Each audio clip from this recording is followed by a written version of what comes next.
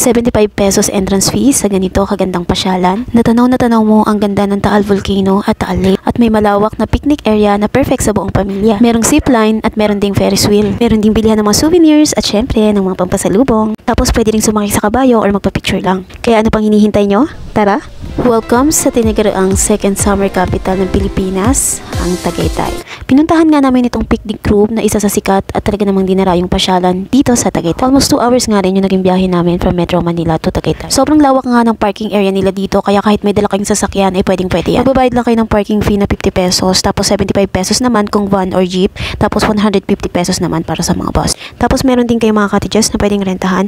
Merong table na 150 pesos, picnic hut 250 pesos, family shed 400 pesos, tapos yung pavilion is 600 pesos. Tapos kung gusto niyo makatipid, napansin ko dito merong mga family na nagdadala sila ng tent tapos nagdadala sila ng mga panlatag para nga naman mas makatipid kayo pag nagpicnic kayo, diba? Sobrang lawak nga talaga nitong picnic group kaya naman ayan, after namin mag-relax naglibot-libot nga muna kami. Tapos sobrang lamig lang dito sa park na to kasi nga sobrang dami ng puno. Tapos marami ding spot na pwede kang mag-take ng mga picture-picture na talaga namang Instagrammable yan, be. Gusto mo yan, ganun. Kaya naman kung naghahanap ko ng mura pero sulit sa ganda, itry mo na yan dito sa Tagaytay.